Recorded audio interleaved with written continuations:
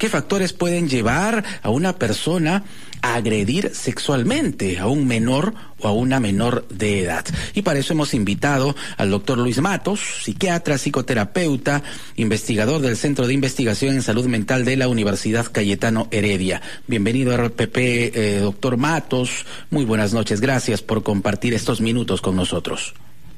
Hola Jorge, buenas noches. Gracias, doctor Matos. Lo escucho. Muchísimas gracias, doctor Matos.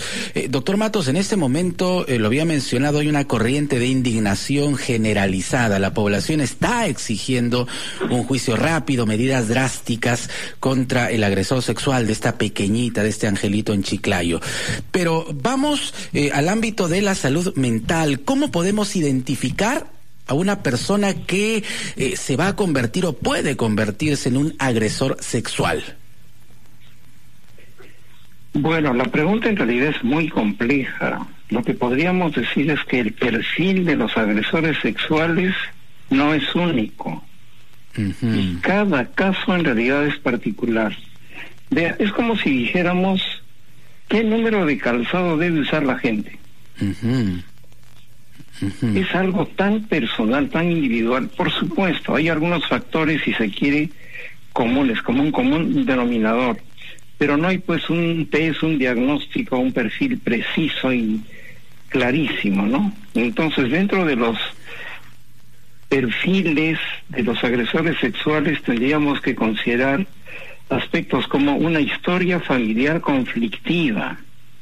El futuro agresor sexual ha crecido en un hogar conflictivo, donde se consumen drogas, especialmente el alcohol.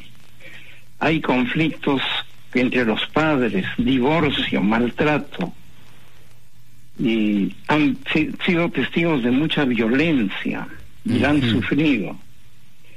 Su escolaridad ha sido conflictiva, han sido malos alumnos, generalmente han escapado del colegio, no han acabado la escolaridad. Muchos de ellos tienen problemas de aprendizaje, han sufrido maltrato, bullying. Y repito, han vivido diferentes tipos de maltrato infantil, claro, abuso sexual, abuso físico. Doctor Matos, y yo quiero detenernos un minutito ahí, hay que detenernos ahí, por favor, porque los oyentes que en este momento están en la señal de RPP, muchos estarán pensando, pero lo que está haciendo el doctor es justificar, ¿no? Está justificando al agresor. Claro, con ese punto de vista, dirían algunos de nuestros oyentes, todos los abusadores estarían de una u otra manera argumentando que son víctimas o fueron víctimas de maltrato. ¿Qué le respondería a usted, doctor?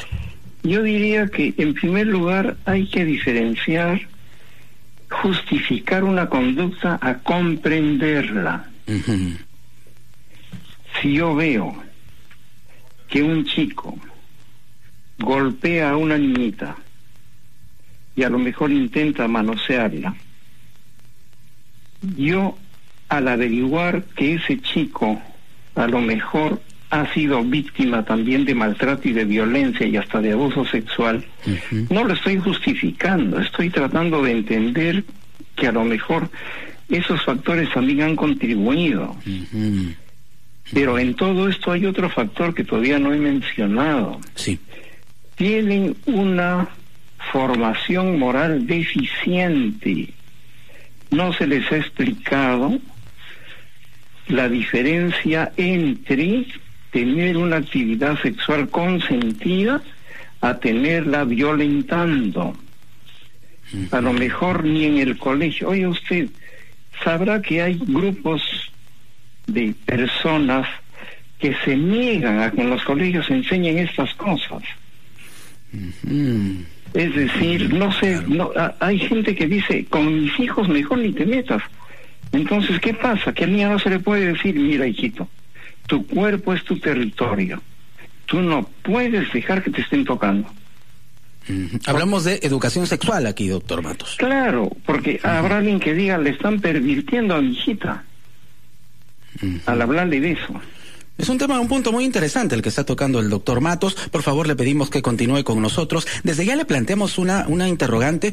Claro, los especialistas en temas de estadística han documentado que en la gran parte de agresiones sexuales, en la mayoría de ellas, el agresor es alguien muy cercano a la víctima. Así es, un primo, un tío. No ha sido el caso de la pequeña de Chiclayo, obviamente, pero sucede en gran parte de estos casos. El padrastro, por ejemplo, alguien muy cercano a la víctima.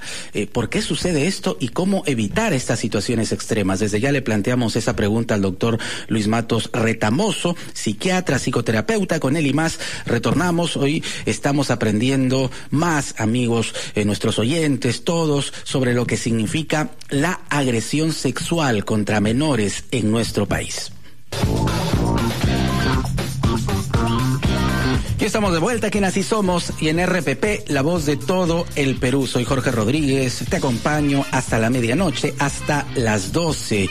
Estamos conversando con el doctor Luis Matos Retamoso, psiquiatra, psicoterapeuta, investigador de la Universidad Cayetano Heredia, sobre las agresiones sexuales, a raíz, es cierto, del caso de esta pequeñita, de este angelito en Chiclayo, que fue secuestrada, ultrajada sexualmente. Pero hay otros muchos casos, lo hemos dicho, que, bueno, lamentablemente son olvidados con el tiempo, y esto no debe ser así. Doctor Matos, le había planteado un interrogante. Gran parte de los hechos de abuso sexual tienen como protagonistas a personas muy cercanas a la víctima, a personas incluso del entorno familiar. ¿Cómo puede suceder esto y qué debemos hacer para prevenir una situación de este tipo? Bueno, vea, en realidad no es casual que las víctimas sean agredidas por personas cercanas. La persona cercana es la que más goza de la confianza de la criatura y por eso aprovechan. Pero también porque la criatura no tiene noción de qué cosas no deben ser permitidas, de qué cosas tiene que contar a la mamá apenas le quieren tocar o hacer algo que no es correcto, pero hay que explicarle a la criatura. Por otra parte, también los agresores a lo mejor nunca han tenido la menor noción que eso que están haciendo es malo.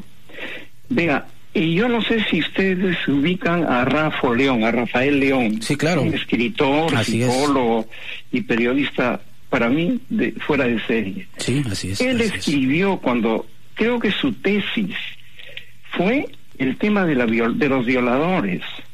Él estudió en la Católica y escribió un libro que tituló Solo actuábamos como hombres, o yo solo actué como hombre. Es decir, los violadores creen que lo que están haciendo es la demostración de su machismo. Vea usted, entonces, con esa forma de pensar, ¿vamos a extrañarnos que haya tanta violación? Claro, claro. O sea, acá estamos hablando de un problema, doctor Matos, estructural, también cultural, ¿no? Claro, estructural. Claro, o sea, hay factores de crianza, factores psicológicos, factores culturales, factores estructurales. Imagine usted a alguien que está a lo mejor coqueteando con una chica en una fiesta, o que la chica le está coqueteando, y él entiende eso como una insinuación ya de tipo sexual. Claro. Si la chica le dice que no, en su cultura, ese decirle no es más bien decirle que sí. Es grotesco. Si te dicen que no, insiste, porque en el fondo se hace la difícil, pero bien que se interesa. Sí, es un pensamiento machista muy arraigado, por cierto. Así es, pues. Sí, eso es lo que decían, claro, en las encuestas que Rafa León hizo, en el trabajo que hizo, eso salió muy claro. Pero decía otra cosa que también es lacerante. Qué curioso, dijo, he visitado mucha gente en Lurigancho, pero todos son pobres. La gente con plata no acaba presa. Claro, que no quiere decir que no sean agresores sexuales, no acaban presos, que es otra cosa. Así es, pues. Claro, y hablamos aquí de pensamientos machistas, doctor, que se han normalizado, ¿no? Lamentablemente. Exacto. Se han normalizado. Y que la sociedad los valida. Y tiene que ver con la falta de empatía, esa incapacidad que a veces tenemos de ponernos en el lugar del otro, de la víctima. Sí. Y obviamente también tiene que ver con distorsiones de tipo psicopatológico y específicamente psicosexual. Imagine a alguien que al ver que sufre una chica se excita más. Eso pasa, pues. Claro, claro. Entonces, vea usted, es un tema muy, muy complejo. Sí. Y por favor, yo no estoy diciendo que hay que justificarlos y santificarlos, pero si vamos a trabajar, hay que ver esto de manera global. Claro, y ahí está el punto. Victimario y de la víctima. Ahí está el punto, doctor Matos, porque ¿qué sucede? Salen, por ejemplo, ahora nuestras autoridades, el mismo presidente Castillo, y propone, ¿no? Castración química. Hemos escuchado que los congresistas también, a pesar de que son de distintas bancadas, han dicho, sí, hay que aprobar la castración química. Ahora, la gran pregunta es, ¿esa es la solución? Bueno, ya se sabe.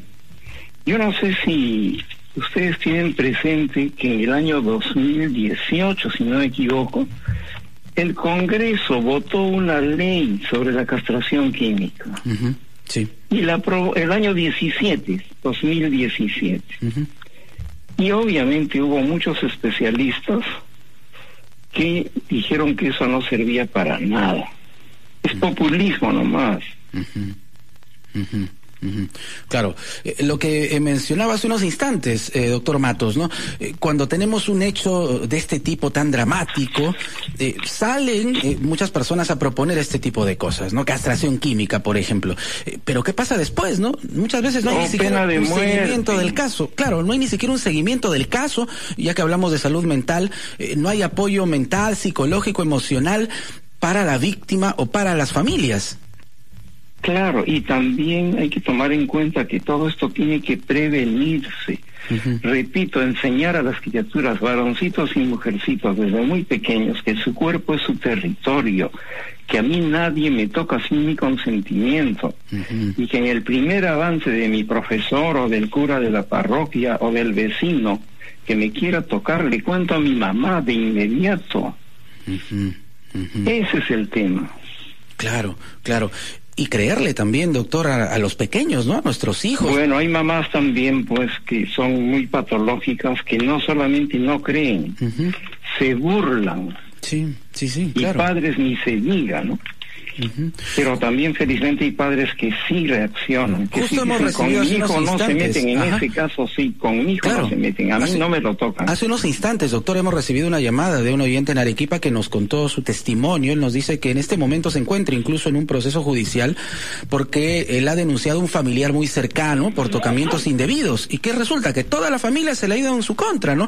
Pero eso no me extraña. Él nos dice, yo le creo a mi hijo, nos dijo él en su testimonio. Pero por supuesto. Importante, eso es así. Es absolutamente improbable que una criatura que cuente eso lo diga inventando. Uh-huh.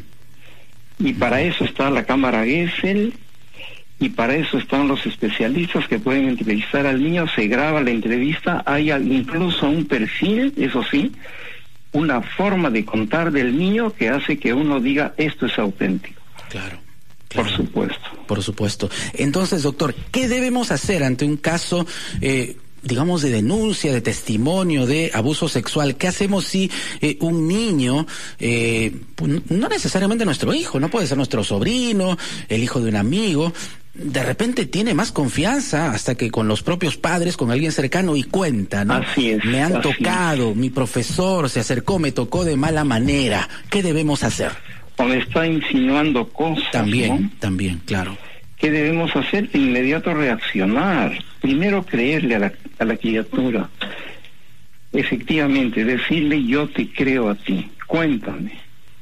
Uh-huh. Y la criatura, si tiene confianza, si sabe que estamos de su lado, va a contar cosas que a lo mejor, si le ponemos mala cara, se va a inhibir. Eso sería lo primero. Lo segundo, según cada caso, por supuesto, recurrir a las autoridades.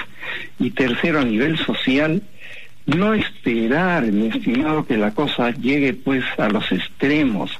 ¿Cuántas mujeres dicen, por ejemplo, hablando en general de violencia, uh-huh, que el esposo las amenaza o que el ex enamorado las persigue, que las acosa?